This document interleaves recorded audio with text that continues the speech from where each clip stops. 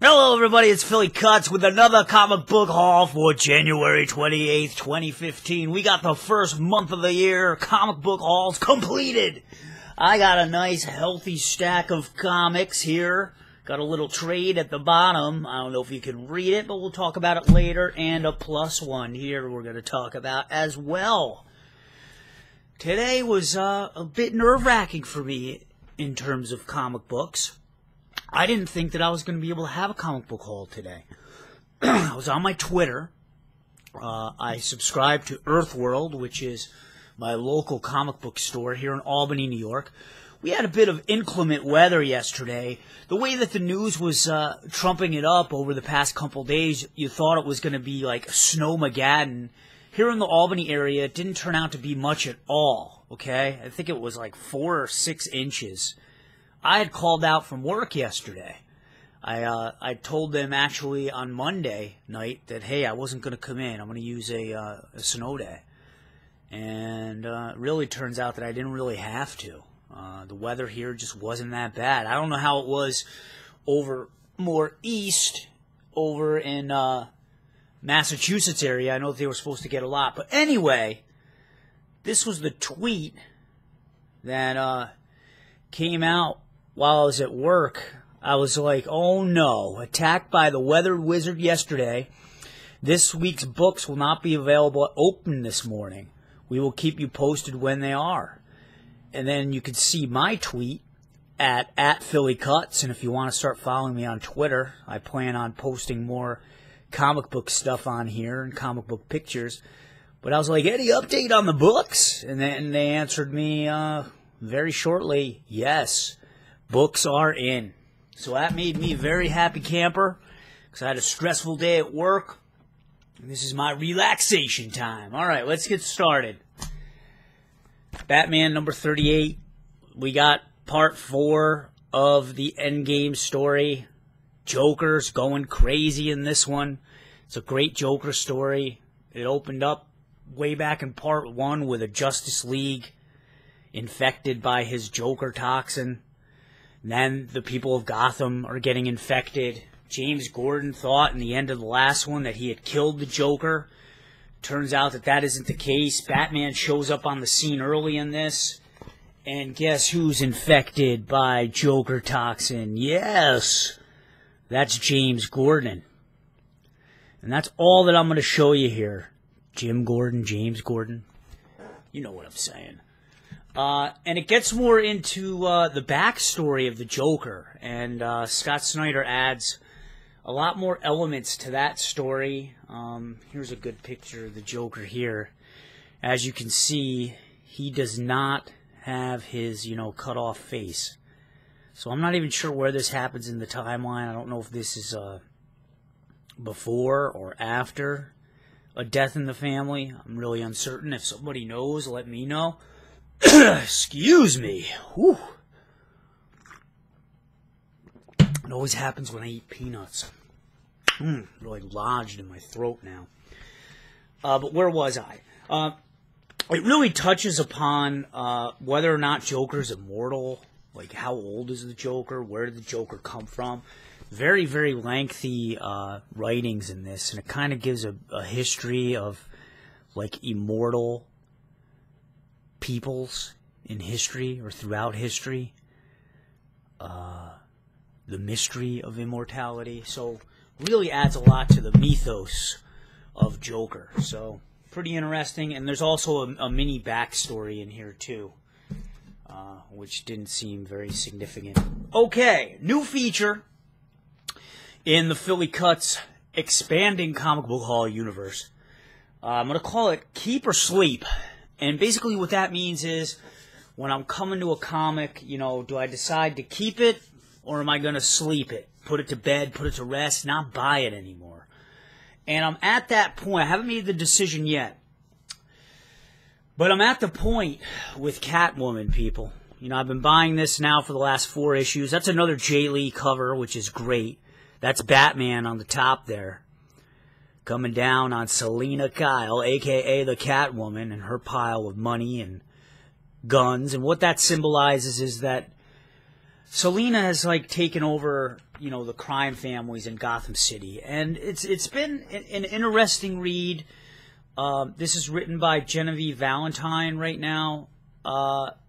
It's kind of a very slow burn story. You know, a lot of build-up, lots and lots of build-up. So what I'm hoping, you know, is that it's going to kind of go over the crest here. And I guess Batman finally confronts Selina about, you know, her taking over the crime syndicate. But something's got to give, man. There's got to be some more action in here. Something's got to give. I mean, it looks promising. Her and Batman have a great fight in here. Brief, but great. And it kind of shows some of the tension between them. They start brawling and scrapping. Almost reminds me of what looks like Hellboy there. He embraces her when they're fighting, as you can see there where my finger is. But it's kind of like the way they're writing this. It's like Selina Kyle meets like, I don't know, like Don Corleone or something, you know? It's just odd. It's like Selina Kyle meets Al Pacino in The Godfather. And I don't know, I've been out of the game reading Catwoman for a long time, and I just don't ever remember her being affiliated with the Mafia like this. I don't know, so is this something new? I don't know. If someone let me know who knows more about Catwoman than I do. But this is going to be the keep or sleep issue for me, and I'll keep you guys posted. You know, either next week or in the next coming weeks as to whether or not I am going to keep it. All right. Harley Quinn number 14. What a cover, huh? Talk about foreplay with Harley Quinn. And I believe next month is a big month for Harley Quinn in DC. I think it's going to be Harley Quinn variant cover. And there's going to be like a Valentine's Day special. You know, kind of like the holiday special. But in this, she, I gotta look and cheat here. She has a new love interest named Mason Macabre. And is it gonna turn out for her? But moreover, leafing through this, it's kind of like it takes you through a day in the life of Harley Quinn. And it's like she's having one of those days where everything seems to go wrong. Like it looks like her water heater is broken, so she can't get hot water in the shower. She's running late for work, and I didn't know this either. She still has a job at the hospital. I'm not sure if it still is like an intern for a psychologist, or if she's even at a psychologist level yet. But she actually like dresses up and puts on makeup to look normal, and that's what she looks like there. She's like blonde. She puts on like concealer and foundation, and I didn't know that, so that's kind of cool, and adds a whole nother level to the character that I wasn't sure about. I thought she was forever changed into Harley Quinn, and she didn't go into disguise. You know, I didn't start reading this until, you know, last story arc started with Power Girl, her team up with Power Girl. That's when I came in on this one. And, you know, I knew her from the cartoons, too.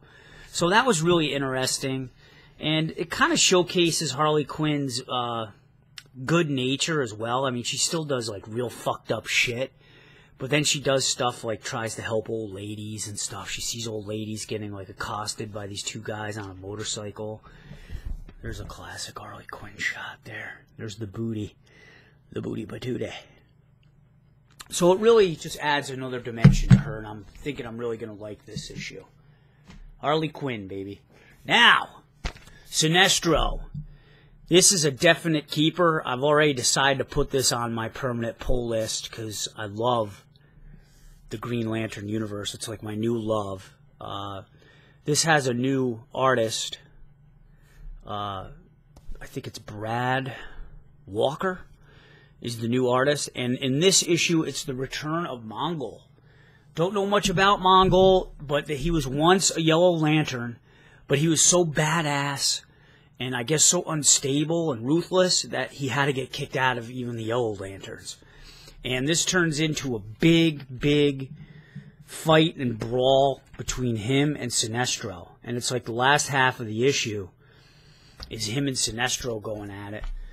And they really get into some pretty heated dialogue. There's like a cool hand coming out of Mongol's mouth. They're playing a game of Mercy there, it looks like.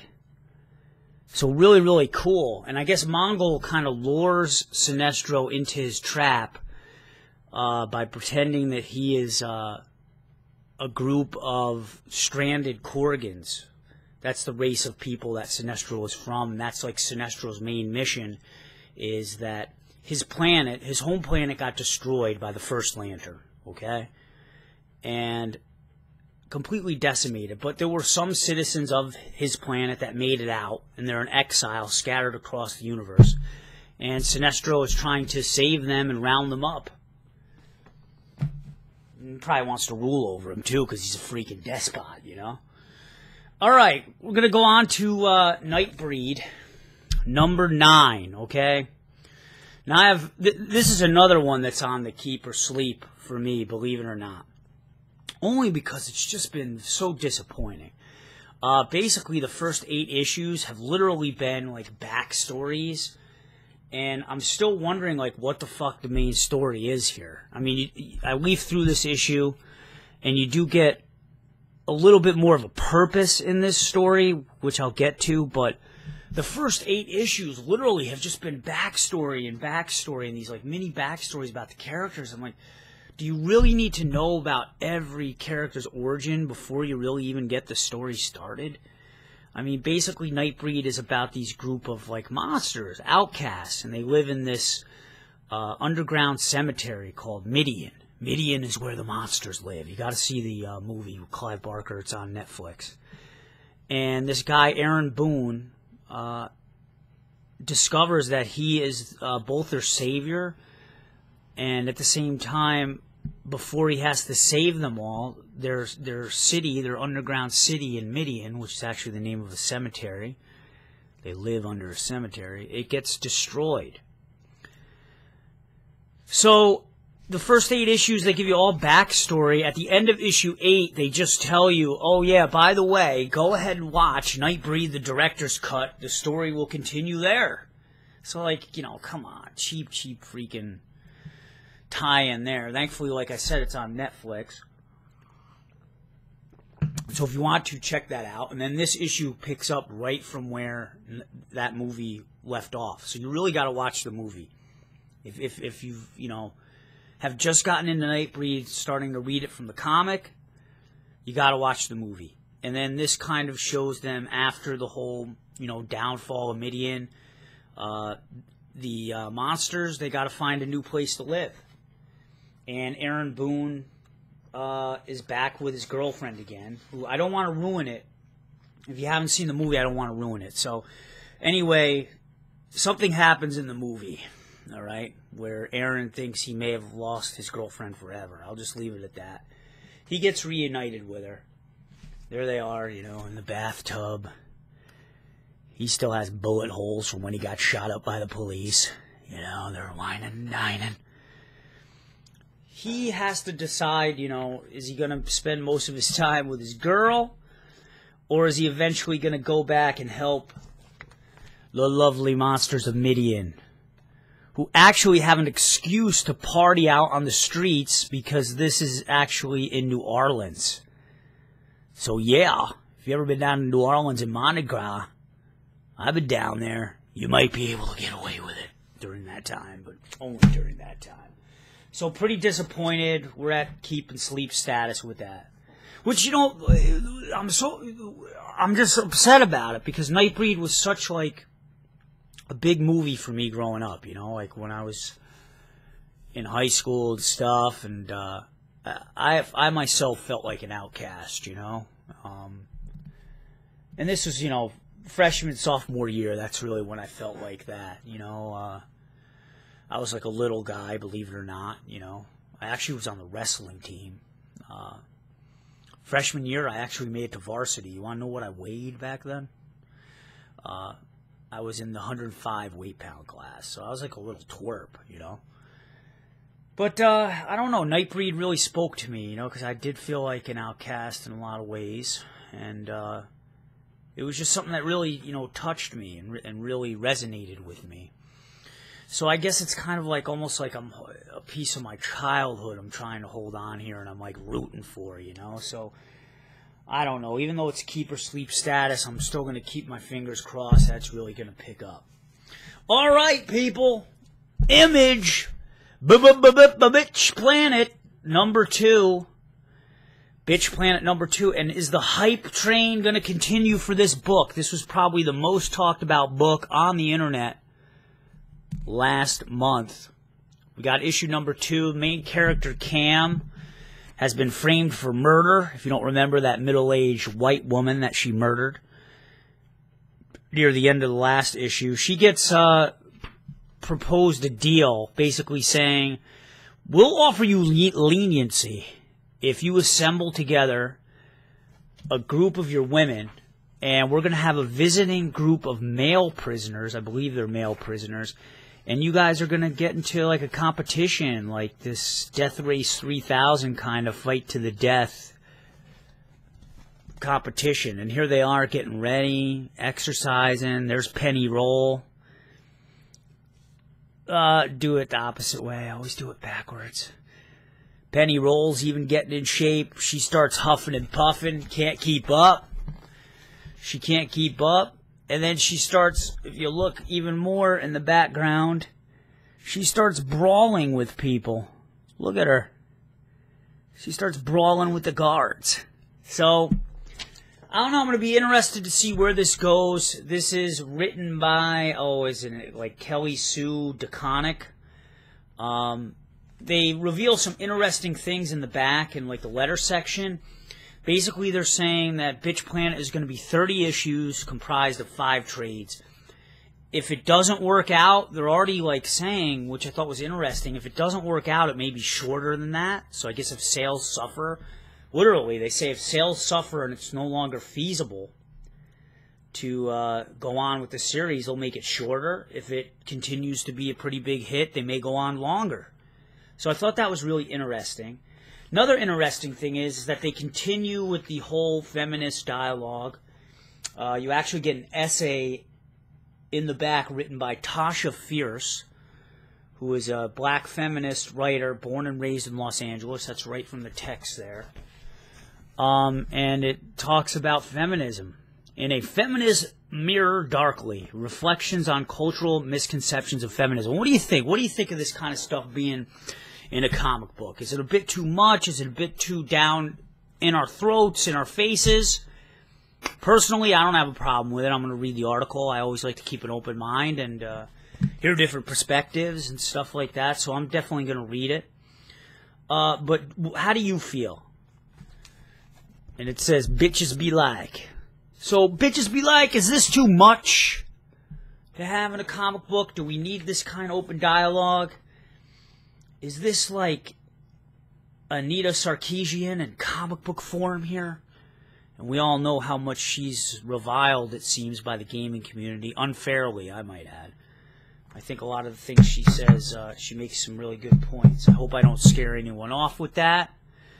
But, you know, it's always good to have an open mind and not, you know, burn her, she's a witch! You know, that kind of mentality. That's just how I feel about it, so. Rasputin, number 4. This also is keep or sleep status. I was almost on the verge at the end of issue 2 to just say, I'm not feeling it anymore. Then I picked up issue number 3. It got kind of more into the mythology of Rasputin. It put in a lot of elements of Russian mythology. Essentially, this has been 2 different stories going on here. One, it's a backstory of how Rasputin got his healing powers. And then also in this issue, it focuses more on the dinner, I guess Rasputin's final supper, of the people who wanted to kill him. I love the artwork by Riley Rosmo and the colorist Ivan Palencia. Has some really interesting stuff in here. Gets more into Rasputin's powers, which is really, really cool. And I'm going to hang on to it. I guess, you know, we'll see. It's still keep and sleep status, but we'll see how it goes at the end. I mean, I'm going to be hanging on to it at least till the end of this issue, I mean. Jeez, not making any sense. But we'll see how it goes. Some really interesting character faces here. So Rasputin, man. Russian mythology. Okay, this one I am looking so forward to. This is probably the biggest issue for me in this whole Fire and Stone epic 16-issue over 4 different titles. Predator. How many times have I said this, people? 16 times. Predator. Predator versus Aliens. Aliens and Prometheus. This is the one that's written by Joshua Williamson of Nailbiter fame. We all love Birthright. He also writes that. But the main thing is, it is an engineer versus a predator. So if you ever wanted to know who would win, an engineer or a predator, Mike Tyson versus Muhammad Ali, Floyd Mayweather against Manny Pacquiao, and they both were seen at a Miami Heat game the other day, and they met after that Miami Heat game for an hour. Other people who watch my videos know that I review boxing matches, so I am psyched about that. That's a little tie-in. I got to do my own tie-ins here. Anyway, and I leaf through this issue, and it's like the full issue is like them brawling. I mean, here's some of it. Looks like a nice tackle by the engineer. And then a nice facial swipe by the predator. So there's going to be a lot of back and forth in here. It's the strange buddy story. The predator's name is Ahab. He took a human prisoner named Galgo. Galgo was trying to take off from this planet. He ditched his friends behind. He was a real shady kind of scumbag character. Apparently Ahab, the predator, was hiding out in the ship and said, we're going back because I know that there's an engineer down there and I want to hunt an engineer. I want the trophy. So the odd couple story continues in here, and I gotta say, it looks like there's a pretty interesting twist ending as well. So, if you ever wondered who would win that brawl, I'm really looking forward to it. And probably next comic book haul, there's one more issue after this, and it's called Prometheus Omega. I'm sure that that's another chapter in this series. I hope it's not like an omnibus or something. I'm not really sure, but that goes on sale February 11th. I'll plan on buying that, and then I guess maybe we'll do like a retrospective. I think I'm going to actually go back and read these the way that they were intended to be read. Although they came out in like a funny schedule, they are supposed to be read in a certain way, and it always tells you in the opening issue, like this one says, this story takes place after the events of Prometheus Fire and Stone number 1 through 4 and Aliens Predator Fire and Stone number 1. So I think I'm going to literally go back. I got all my issues collected. And I'm going to read these the way that, they should be read. Because let's face it, I spent like, Jesus, probably $70-something on the whole freaking thing. Or at least 60. So I got to get my money's worth, you know, some replay value. Colder the Bad Seed. This is written by Paul Tobin. Artist is Juan Ferreira. That's really the star of this, I think. And Paul Tobin's writing, of course. But these guys have created and crafted a world where it is normal to nail your grandmother's fucking head into the wall if you're going to hang a picture. Look at that. Look at that again. Look at that again. That's right. Grandma's smiling all the way. Swivel on the front cover here. This guy, you're learning more and more about him. He's collecting fingers for his garden. What is up with that? Literally, he walks around with this pail. Where is it? There you go. And he chops off people's fingers any way he can. This one, he slams a car door. You see, he kicks the car door shut. And 4 fingers for him. And it's just like every issue, it seems it opens with him doing something weird and fucked up. Then he feeds the fingers to some pigeons, and then the pigeons turn into these strange, bizarre creatures, like fingerlings. They take off, and they wreak terror on other people, and they bite off their fingers. I mean, this is just such a weird book. Declan is the protagonist, but again, he's not really in this much.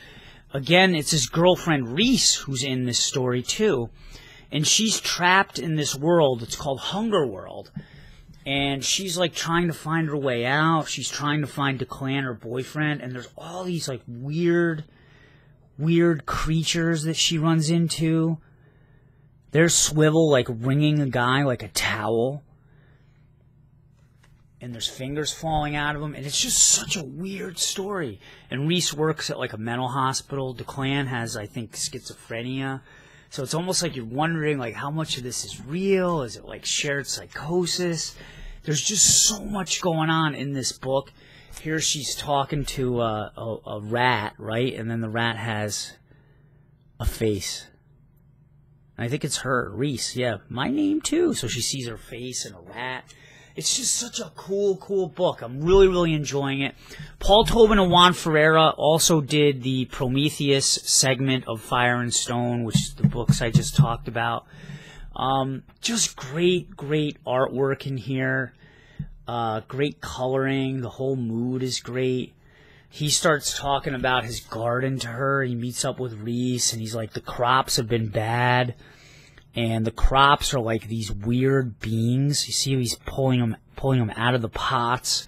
Like, I could just go on and on about this book. This is probably like my favorite. They classify it as a horror book, but I'm not really scared by it at all. It's just kind of like, wow, dude, this is like fucking weird, you know? Like if you took acid or something, this could be like something you would imagine, I guess. But I highly recommend it. It's only on issue number 4, so it's still, you know, good enough time. It's going to be an ongoing series, so there's still enough time for you to kind of get in on the ground floor. I highly recommend it. Highly recommend it. All right, Spider-Man 2099, people. And this continues the story of who Lady Spider and Spider-Man 2099. And the tagline is, will Spider-Man 2099 make it back to 2099 or 2014? I don't know why they throw that number out there.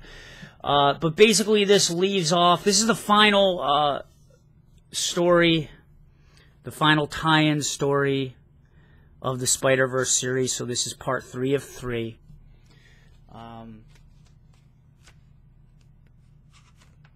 They kind of...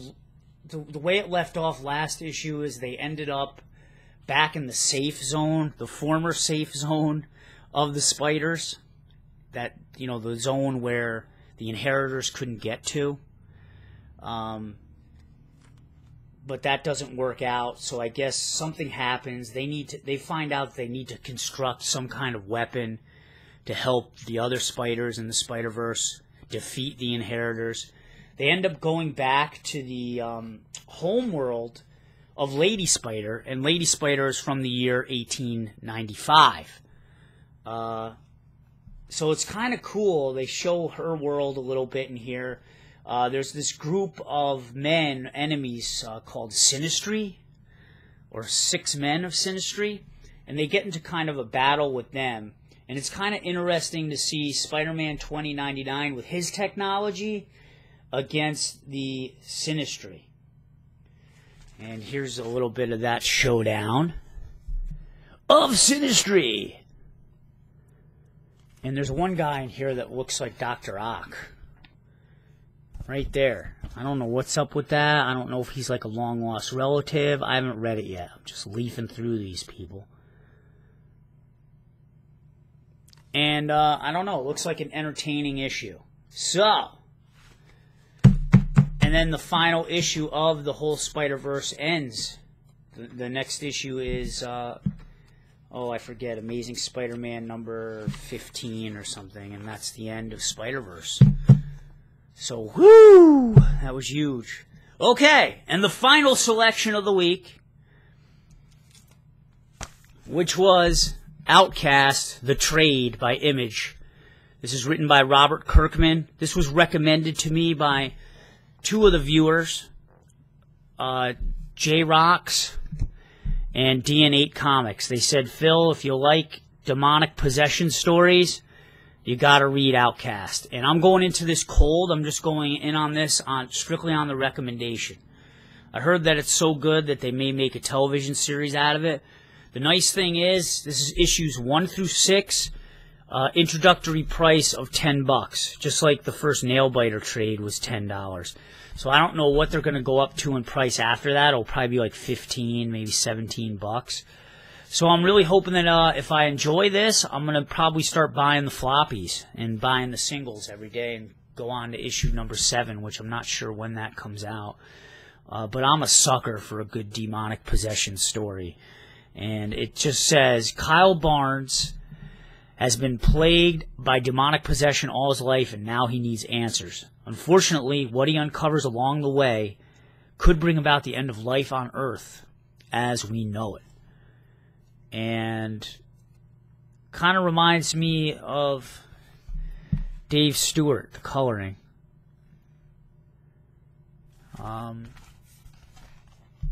I don't know anything about it. For once, I'm going into something and I don't know much about it. But I know that I love demonic possession. And it looks like, I don't know, there's some bloody kisses there. Bloody, bloody kisses. I don't know who bit off whose tongue or whatever. But, you know, these demons can be pretty rough. Alright!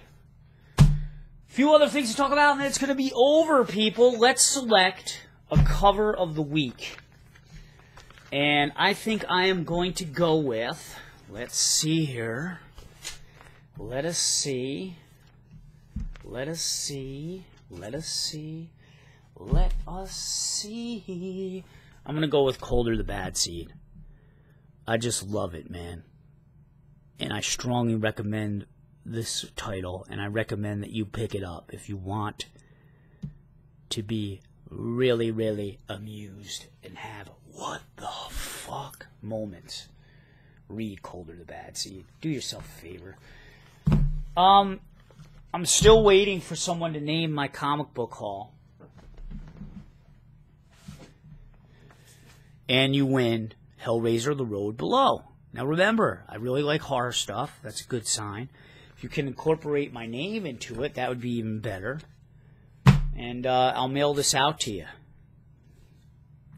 So like I said, we'll keep doing it for a few more weeks, and if we don't come up with a name, I guess I'll just name it myself, and then maybe we'll just do a drawing for the book. Is that fair? Let me know in the comments section below. Let me know in the comments section below what you got in your haul. And for the topic of the week, sorry I didn't start out with that. So if you made it this far, you get a gold star. It looks like we're fast approaching that this is going to be the longest episode of Comic Book Haul number 20 ever. But can you think of a series like mine, Nightbreed, that you had such high expectations for, and then it kind of was a complete letdown? So high expectations, then a complete letdown. Let me know what that book was for you and why. And let's discuss, and I'm going to go and answer all you guys' comments from last week. Thank you guys. We made it through another comic book haul, number 20. I can't believe I've been doing this now for almost 6 months since I started collecting again. I bagged and boarded my comics the other night. I had close to 200. It was a fun night. I got to organize all my books, clear up some space in my apartment, and things are looking good. So I think at the 6-month mark, I may do maybe we'll do an overview of my collection, and I'll talk about what books I'm definitely going to be keeping, permanent pulls, and what's on the keep or sleep list. All right, dudes, that's been Philly Cuts. You guys have a great week. Read your books, and I'm probably going to try to come out with Green Lantern graphic novel haul maybe this weekend. I've been reading those. I've been devouring them. I freaking love the Green Lantern universe, and I highly recommend that as well. And I recommend Sinestro. All right, guys, have a good night. Peace.